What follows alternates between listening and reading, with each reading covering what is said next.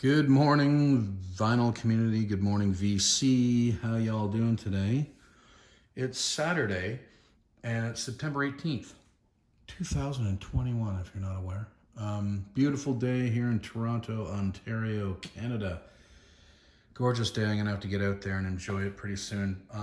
But I wanted to do this video, jump in on a contest for Ron Haggerty's new channel, Ron's Vinyl Pasta.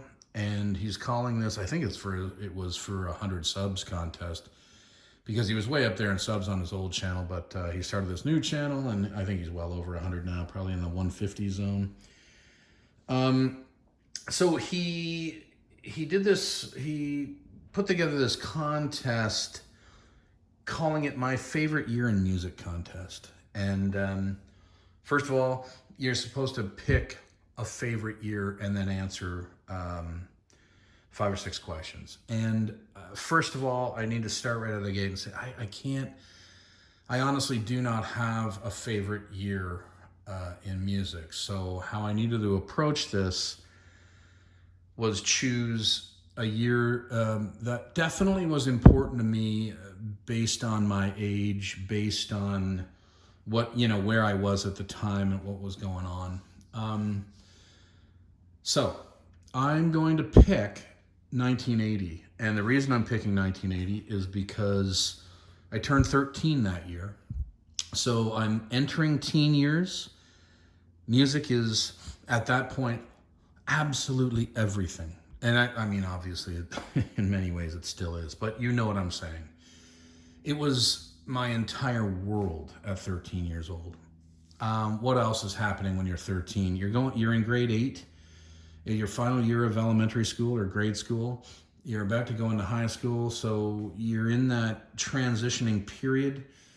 In 1980, it's the start of a new decade as well, and that's the first decade I'm aware of because I was 3 at the turn of the 70s. So now I'm 13, I'm very aware this is a big deal. The 1980s is starting. So a lot of things. Also, 3 horrible things happened that year. Bon Scott passes away in February, and then of AC/DC, obviously, everyone knows that. And then in September, John Bonham passes away, and then in December, John Lennon is murdered. Just a monstrous year, and that's not, again, not my favorite year because of that. It's an important year. So that's how I've approached this. It's an important year. So Ron's first question: show an overrated record from the year I'm choosing, 1980. Okay. Now I'm going to approach this the way Ron did as well, and the way I think Cosmic Brian did. This record, by no means am I trying to say this is a bad record. Overrated doesn't mean that to me in this case. What I'm trying to say is that it was not as big a record to me as I was hoping it was going to be. I was an enormous Yes fan at the time. And so we were all waiting. My brother is 4.5 to 5 years older than me. So we were all waiting for this record to come out. Yes, drama. We knew the new release was coming. We were waiting for it. Big Yes fans. And, it just didn't do it for me. By no means, again, it's a good record. It just wasn't the same. Not that I expect the same either. It's very tricky, these questions and these answers. Jeff Downes is now on keys instead of Rick Wakeman. Trevor Horn is on vocals instead of John Anderson. And of course, Hal Squire and White are still there. But this record definitely was not what I expected. There was a lot of hype about it. It was a huge thing on radio, waiting for this thing, talked about it. It's coming out, kind of like Asia. Remember when Asia was coming out? Everyone was talking about the supergroup Asia, and then that was a letdown, for me anyway. Anyway, Yes Drama is still a good record. Machine Messiah is a great tune, Into the Lens and Tempest Fugit, but it just it's so hard, but it just didn't have the same.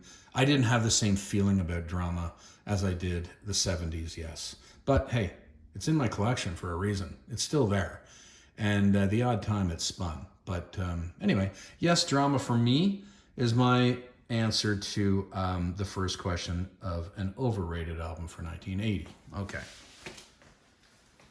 All righty then. Second question or task: show an underrated record. Well, this is interesting, I think, for me. I think, and I mean, I'm sure you could pick a number of them. I think Iggy Pop's Soldier is an underrated record for Iggy. Released in February of 1980, early on. I still think it's a pretty good record. Yeah, no, of course. It's not Iggy. I don't know I don't even want to say it's not like, like I was trying to say with Yes. But it's still good. And it's fun. It's sometimes even silly. But I think Iggy Pop's Soldier it was a little poppier. And, I think the Sex Pistols bassist Glenn Matlock is on this record. Who else is on this record? Glenn Matlock, Barry Andrews on keys, Ivan Krall on guitar and keyboards, and, Steve New on guitar as well.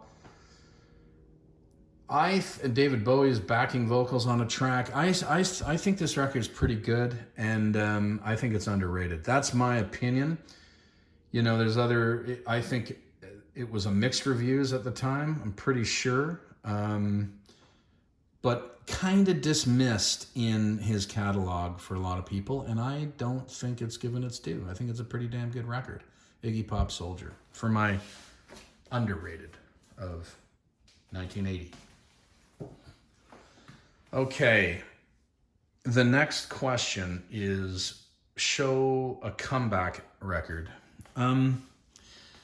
So I'm going to show two, and two different reasons.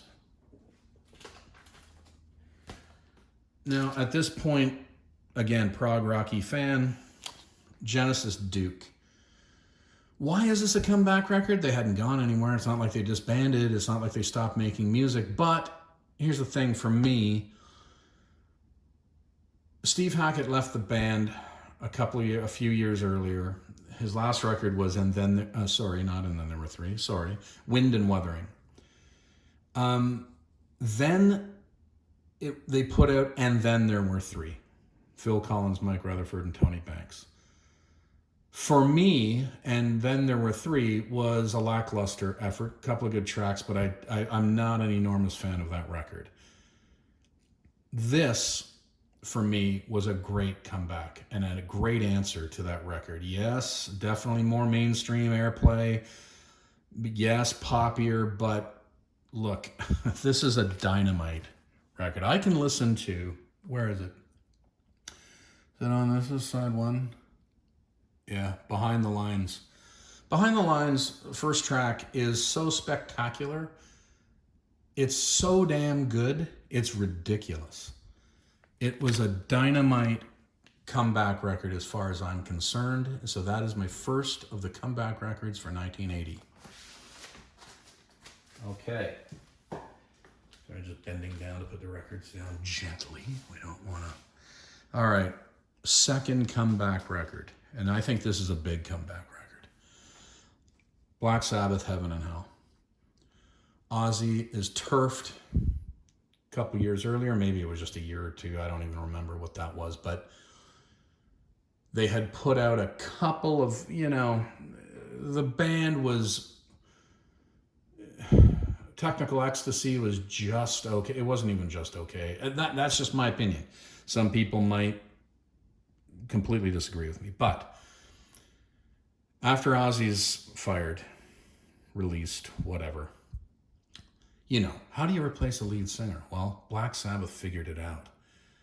Ronnie James Dio gets hired, and Heaven and Hell is put together, and this is a blockbuster beast of a record. Phenomenal record. Second one for Comeback of 1980.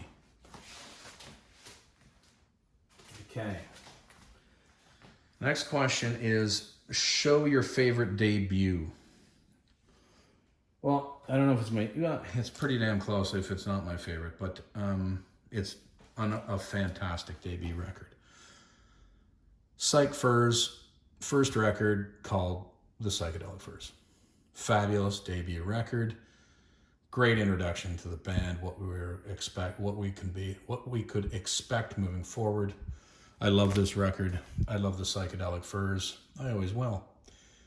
Yeah, I don't know. I'm not going to say too much more. This is the a North American cover. Obviously, I would love to have an OG from the UK, but alas, I have not found a super clean copy of that. And I'm not going on Discogs and paying $100 and something for it. I'll find it one day. But anyway, fantastic debut record by the Psychedelic Furs in 1980.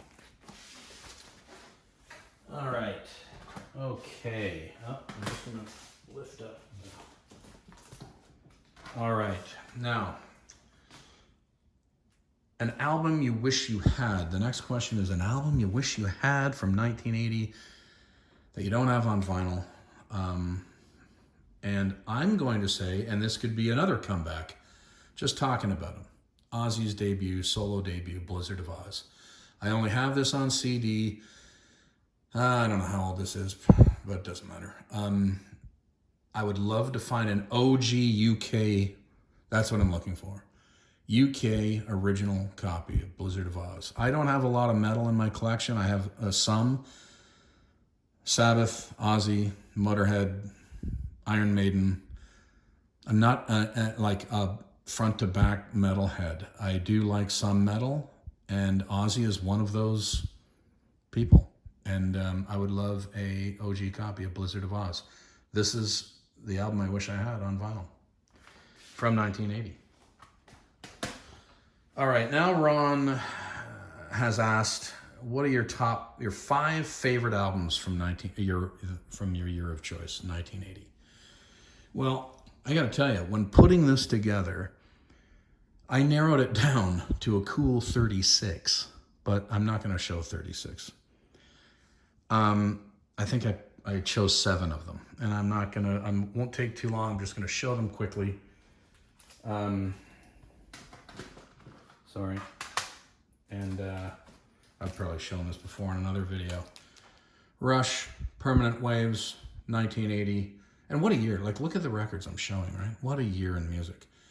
Rush, Permanent Waves. Unbelievable. This ushered in a new era for Rush. More radio friendly. Yeah, there's an odd long song like Jacob's Ladder on this, but generally shorter songs. They started to write the shorter songs, which would usher in the new Rush of 1980, of the 1980s. David Bowie, Scary Monsters and Super Creeps. Unbelievable record. It lists as one of his best for me, and that's a long list, so, you know, what does it mean even?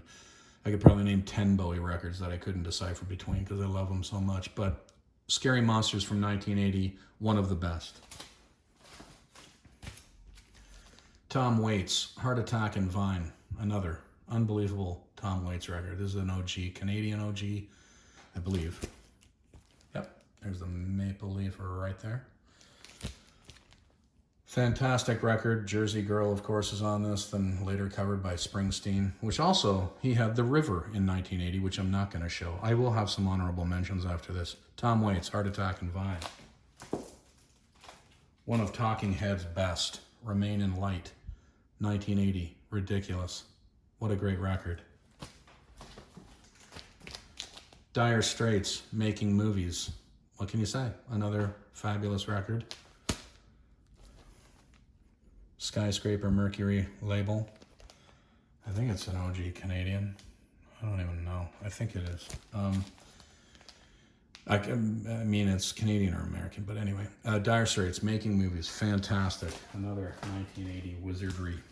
Peter Gabriel, his third record, solo record, Melt. Another phenomenal piece of work. And just to keep it at 7. The Clash, Sandinista. 1 year after they released London Calling, they released a triple record. They released a double bombastic record in 79 December. 1 year later, December of 80, triple record, Sandinista. Unbelievable. Anyway, some honorable mentions for 1980. Kate Bush, Never Forever. XTC, Black Sea, Simple Minds, Empires and Dance. AC/DC, of course, Back in Black came out. The Cars, Panorama. Elvis Costello, Get Happy. Squeeze, Argy Bargy. Van Halen, Women and Children First. Lennon and Yoko, Double Fantasy.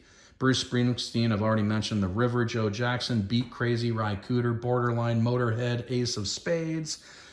Warren Zevon, The Live One, Stand in the Fire. Steve Winwood, Ark of a Diver. The Police, Zenyatta Mondatta. The Kinks, One for the Road. Alice Cooper, Flush the Fashion. The Cure, 17 Seconds. Pete Townsend, Empty Glass. On and on and on it goes. What a year. Beginning of a new decade. Thanks for putting on this contest, Ron. Had a lot of fun thinking about it, putting it together. Vicar of Vinyl, gonna enjoy my Saturday. Later.